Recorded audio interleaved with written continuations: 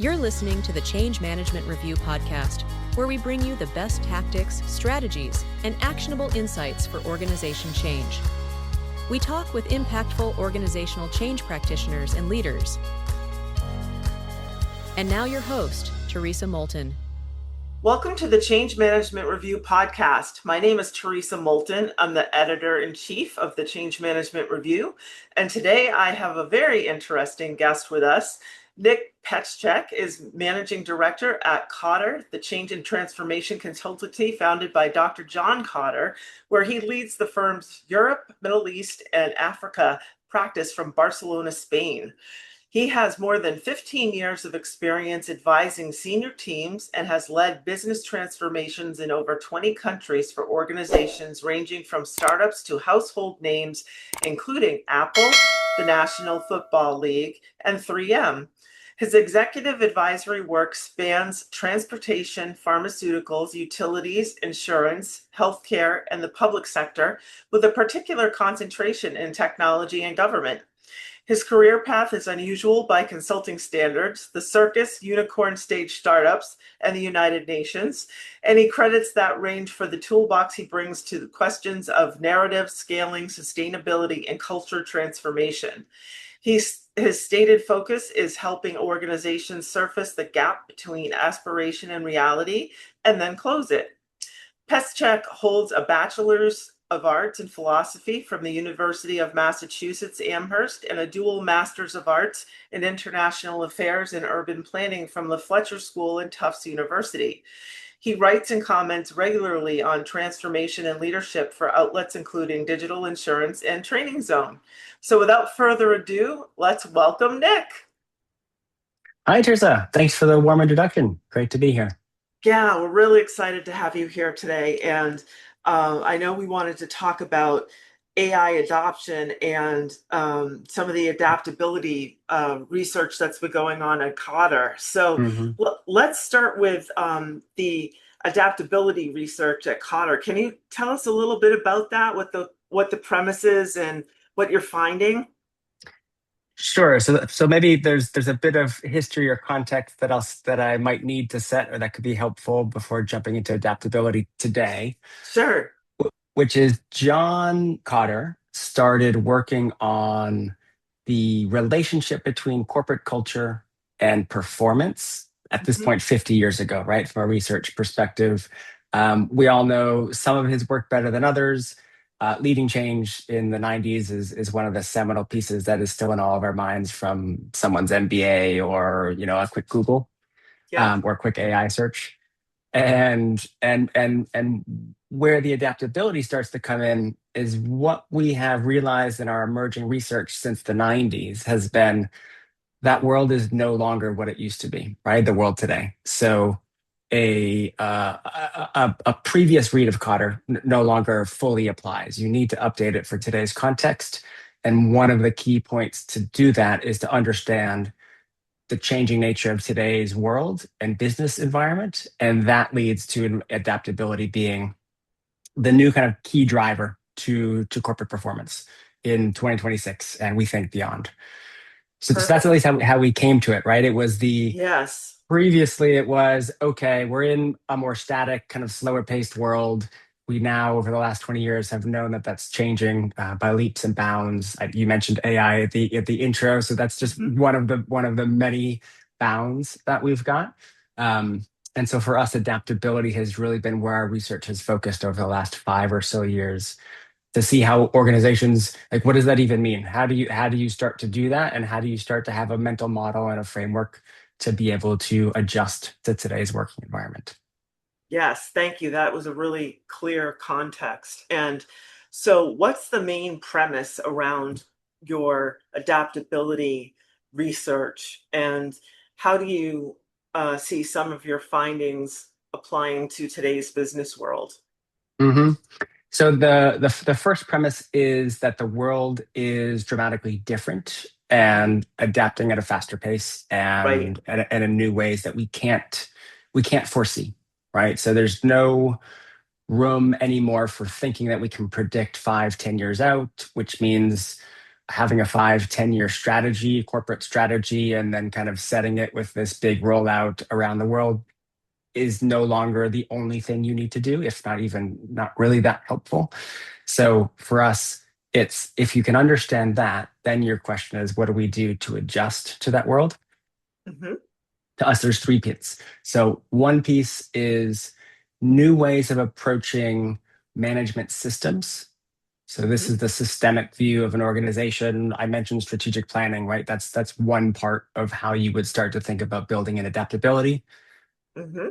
Another piece is in the actual organizational culture. Right. So the sum of all of our individual behaviors, kind of what we value, what we recognize, and how we work together. And then the third piece is really around individual capabilities Mm-hmm. from an adaptability and a change standpoint. So we found that those are the three key elements that are either missing in organizations that are struggling to perform in today's environment, or present in the organizations that are adapting and finding ways to go from a 10-year planning cycle to a 2-year planning cycle, for example, because they've identified the key cultural behaviors that are most relevant and upskilled, thousands of people around the world in a couple of weeks, as opposed to doing a 2-year rollout, for example. Right. That's great. So, what are some of the trends that you see in companies that are missing those three components?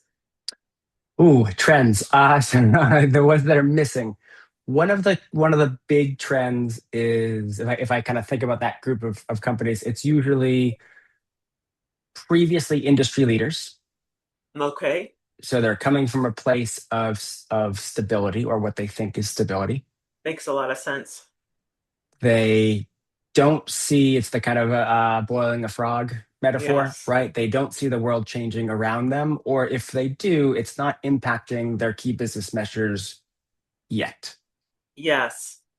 So that's a big one, right? It's the almost like ignoring what is happening outside. And listen, if you get inside large organizations, like all of us have either been in internally or as a consultant, Right.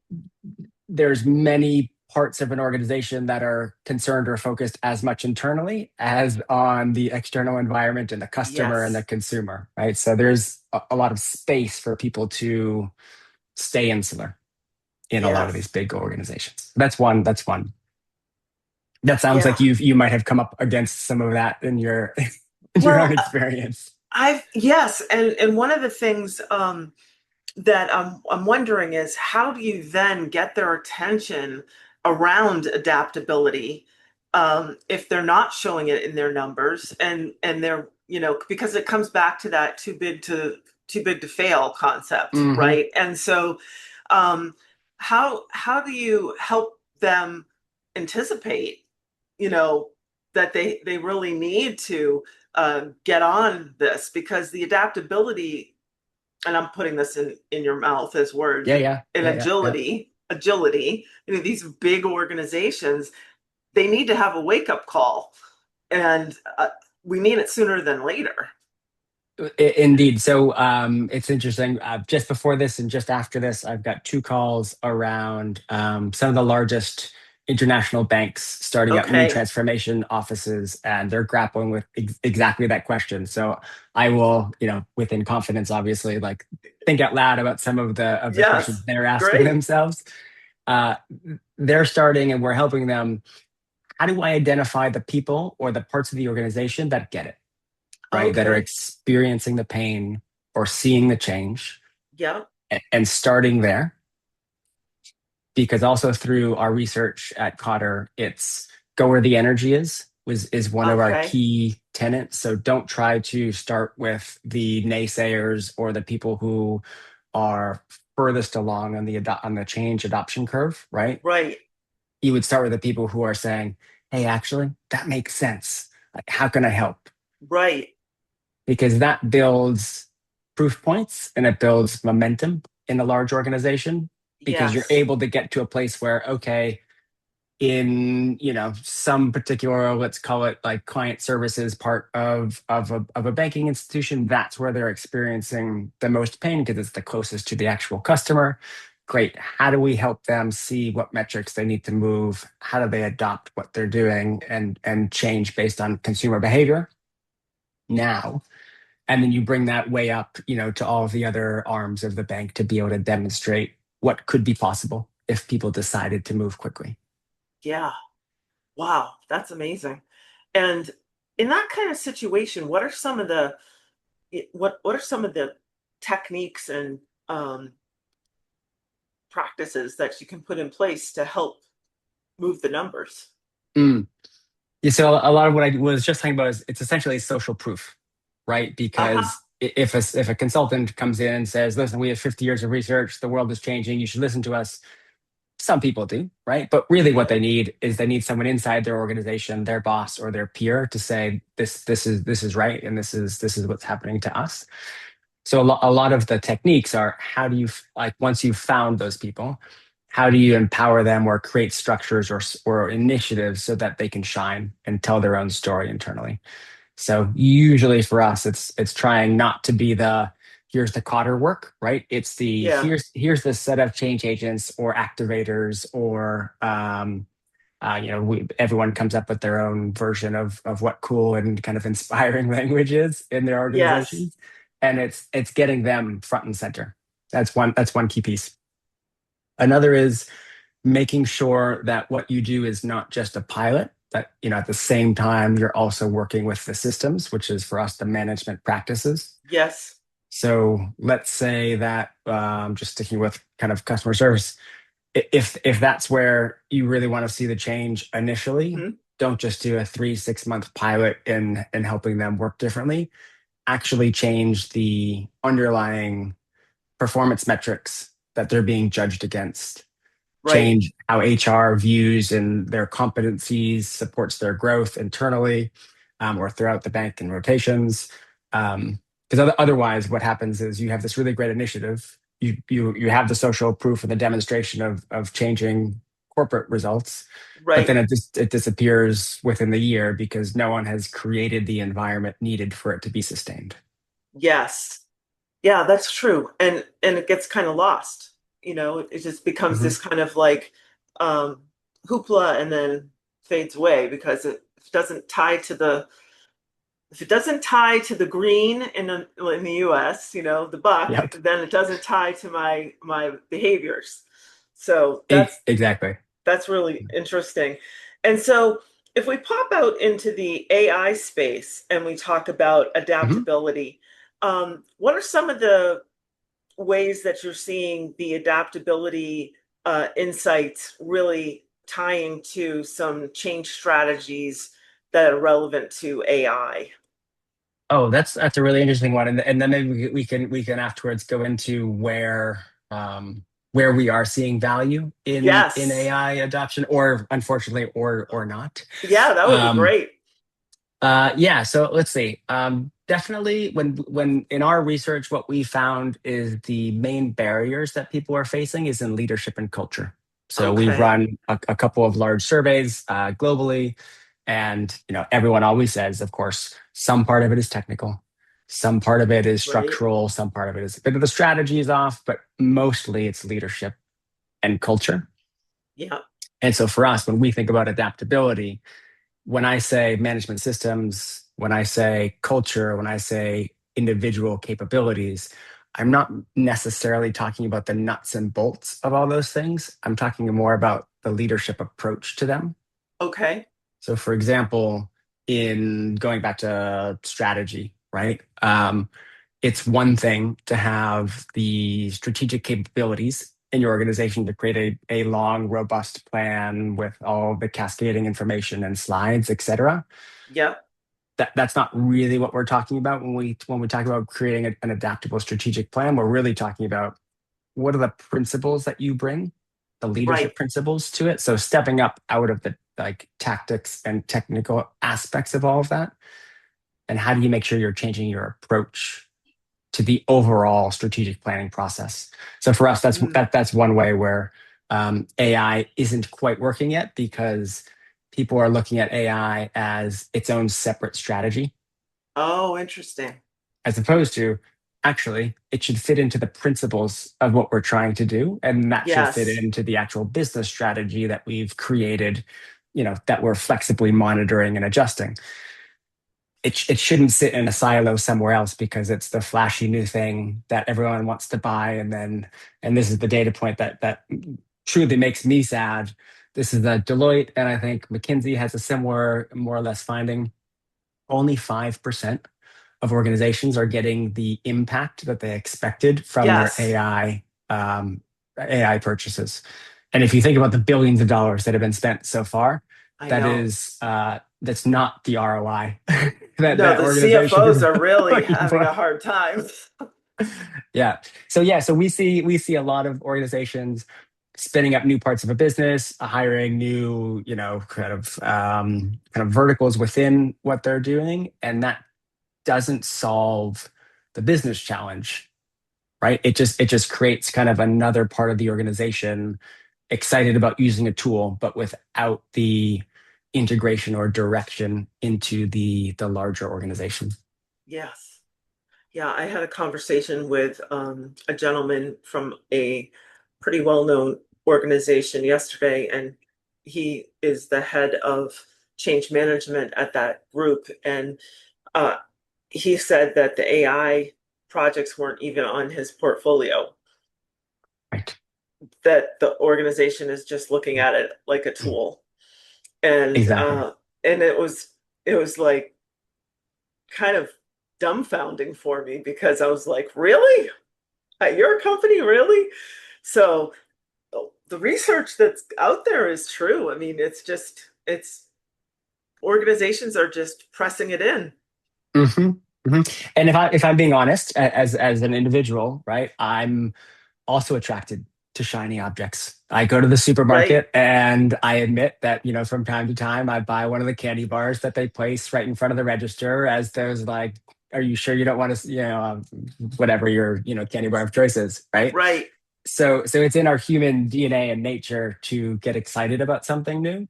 Yep.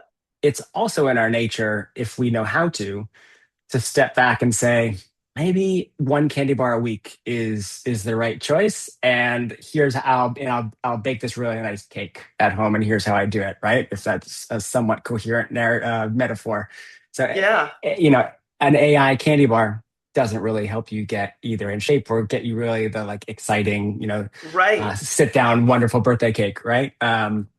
So to me, it's how do we help people slow down to go fast, slow down on buying the tool, right? Or like ramming it Right. through all of the different processes, and step back and say, how does this, what's the cake we're trying to bake? What's the way that this integrates and helps us achieve our strategic goals faster or better, and free up time, ideally, for us as humans to do what we do best, which is be creative, think, connect, Right. inspire. Right. And it's not write more emails, that's for sure. Right. And you wanted to come back and ask the question, how are you seeing AI working or adding value? hmm Um, and so I wanted to just tee that up. So we have another piece of research that goes into pretty much all of the work that we do that is helpful in the AI space, which is this concept of two channels. When you're confronted with a change, you as an individual have two options, right? You have a survive response that's Yep. possible, which is more of the like you can think of it as fight or flight. Hmm.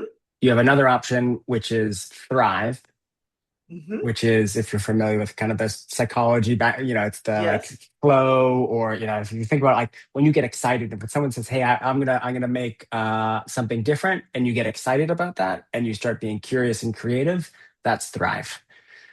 So for us, the main barrier that organizations are facing right now is they're approaching AI as a survive like Okay. direction. So if you even just open the news and type in AI, everything is about job loss or being Yes. replaced, and right, it's not about how is this going to make my life and work better? How is it going to free up time to do what I'm more interested or curious about, or adds more value? So for us, the places that we're seeing that are doing this really well is places where you're not going in and trying to sprinkle it in everywhere. You're actually saying, where do we need more people thinking more deeply about Yeah. problems that only a human could solve? Yeah. Okay, great. It's in, well, let's say, a customer interactions space, right? Or a innovation space. Terrific. What are they doing now that could be either automated or improved or enhanced by using AI? Let's take that out or add the AI capabilities in so that stays off their plate a little bit. And it creates this like group of people who are excited about using it and see how it impacts their day-to-day work. Again, Yes. going back to social proof, like if you're able to get folks in the front line saying, hey, this Joe, Jane, Jeanette, whatever, this really worked. It really helped me get my job done better. It helps me kind of maintain a better equilibrium, better outcomes, et cetera, et cetera. That's really what you're going for, because right now, again, it's kind of being done by corporate mandate, right? Yes. And it's almost across the board. Like it's spread evenly as opposed to going where it actually would be helpful. Yeah, I agree. And some of the research coming out is talking about how people with this, existential fear of losing their job with AI, it's causing everyone to go through this professional identity crisis. Hmm. And so they really need change management support around how do I go through this transformation that is so personal. And yes, my job is changing, but am I like helping work myself out of a job? So how do I help them? And then the other piece that I've seen out there a lot is the learning leader. So how do leaders learn how to step off the pedestal and into the crowd and know that they don't have to be right all the time? They can't be, because they can't say it's going to be a certain way. They'll lose credibility. They have to get in there and learn with everybody. Um, so I just thought, those were interesting observations coming out of the research, and I'm wondering how those fit into some of the change work that you're doing around adaptability and AI. Absolutely. So we actually just recently released an AI adoption course Okay. specifically for what you said first, right? Of how do you get people to not have that existential fear about being replaced or training a robot to do your job? Oh, perfect. And there's too much research to cram into everything, but we really narrowed it down to it's literally a 2.5 hour virtual workshop, because what we were Oh, realizing, people were coming to us asking for too much, right? And you don't want to overwhelm right. employees. You don't want to overwhelm people with scheduling. So what's the easy first step that you can do to introduce these new ways of approaching AI? So for us, that's 2.5 hours was as small as we could get it. That Yep. still provides meaningful value. Sure. Um, That's that's pretty that good, you actually. I mean, I think that's the right length of time. exactly, because and this is the other thing that obviously AI is maybe not helping us with is some organizations are scheduled 15 minutes to 15 minutes or 30 minutes to 30 minutes back to Unbelievable. back, and Yes. there's not enough time to take a deep breath and settle into a topic or a concept or an idea. Right. So 2.5 hours is about the human length, right? To really Yep. to really get deep into something. Um, so that's been one way that's been really helpful for organizations. What you mentioned about learning leaders, I really like, Mhm. because especially, it's not always true, but you can imagine mostly age and like tenure and seniority go more or less hand in hand, Yes. right?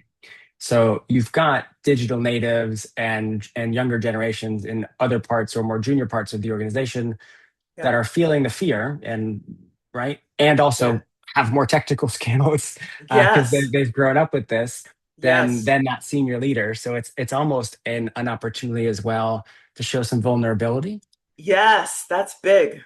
and demonstrate kind of two-way learning, right? So it's, listen, here's how I Yes. can help you understand your career progression in this new world, And can you please help me understand how I should actually use the tools that apparently I've been mandating, right, for the Right. last two months?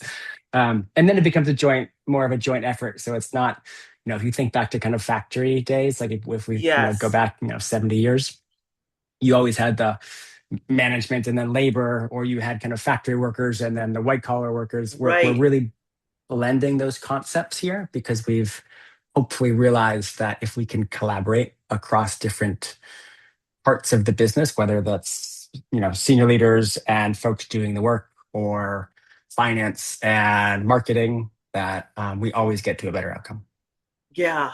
That sounds, that makes a lot of sense. And I'm wondering, when Kotter goes into an engagement, um, do you structure executive coaching in with the change management so that can kind of come together? I love that question.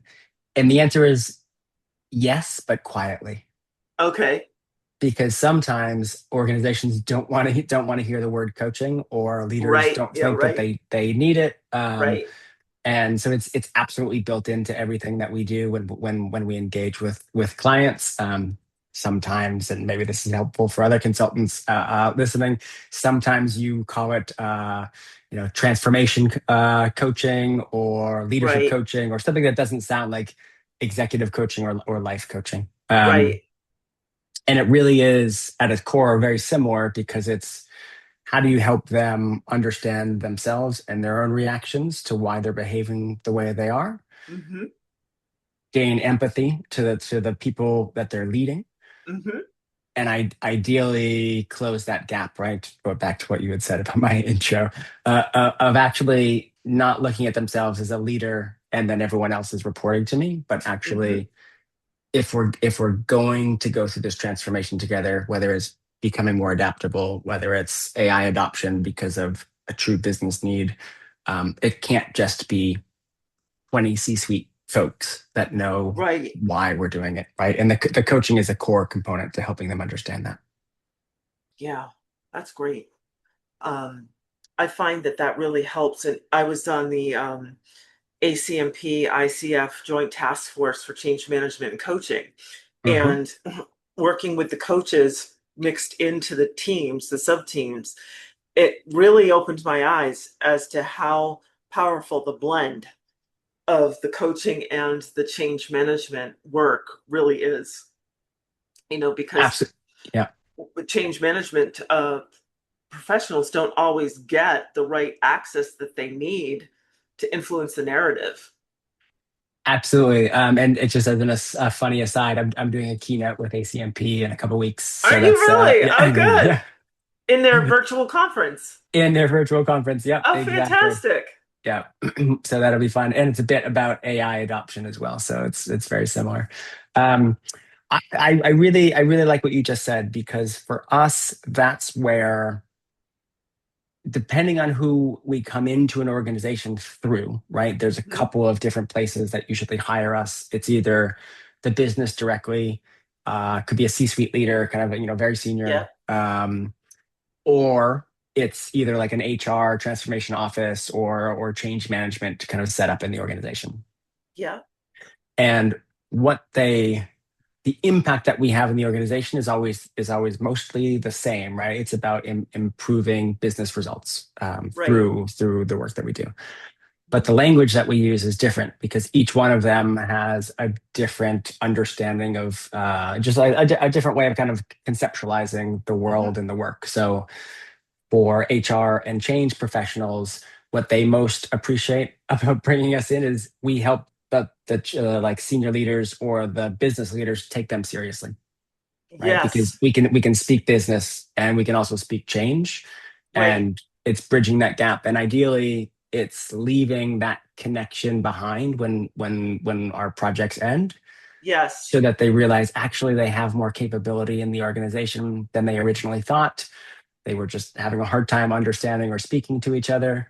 So for yes, us, that's like one of the real big wins. Is yes. we're not a consulting firm that likes to stay in an organization for 10 years, right? We'd like to go in, No, help you for a couple of years, build your capability, and demonstrate like how much better it could be if you if you actually worked together right. with the capabilities that you have. That's fantastic. That's fantastic. And sometimes, you really need an external viewpoint and Mhm. that external relationship to help, you know, modify or build the relationship that isn't there. Um, Yep. so that's excellent. That's really excellent. So we're almost out of time, Nick. What would be the one message you'd like to leave with the management change management professional audience in terms of uh, Kotter and adaptability and AI and all of the plethora of topics we covered today? Mm. I should have anticipated that question and had a very thoughtful, structured I response to should you. have given it to you in advance. No, but this is adaptive. It's great.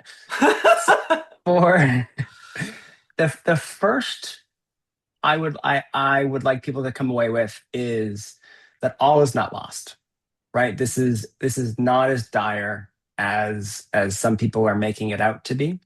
Yeah, And there's a lot of research and a lot of solutions and a lot of a lot of ways that organizations can use AI and use this new business environment for the betterment of their employees, of their business, and for the societies that they're working within, right? So to us, this actually feels like a really important positive moment.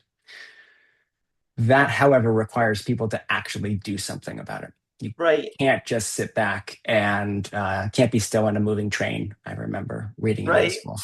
So there's definitely interventions that need to happen now, and that's again, our like smallest version is a 2.5 hour virtual workshop. Like either do that or do something similar to that, right? Do your own version about it. Like actually right. get these conversations started so Yep, that people can have a better frame around AI. And to yep, us, that's around thriving as opposed to surviving. yep. And it's about keeping it connected to business strategy and not being attracted to the shiny new candy bar at the teller. Right. Awesome. That is Yeah, really great. I think that's really important. Thank you amazing. so much for your time and for your presence and wisdom coming on to the show and sharing that with us. And um, love to have you on again at some time when you find a moment and have some wisdom to share. How can people get a hold of you? That's a great question. Definitely at bookstores near you coming in January for our latest Oh, book that's right. is one. So and that's kind of the adaptability research. Another Okay. is LinkedIn is the best way. So I think my bio will be somewhere in the details of this podcast. And Yes. then if you go to cotterinc.com, there's a bunch of ways and contact us that you can get in touch with myself or anyone else in our global team. We've got training experts, consulting experts, coaching experts. We love chatting with folks to understand what the business problems are that you're dealing with, and hopefully being able to help. That's fantastic. Thank you so much for your time. Thanks, Teresa. We hope you enjoyed this episode of the Change Management Review podcast. To get alerts for new episodes, be sure to follow us on LinkedIn, subscribe to our weekly newsletter, or subscribe to follow on Apple, Spotify, and wherever you find great podcasts.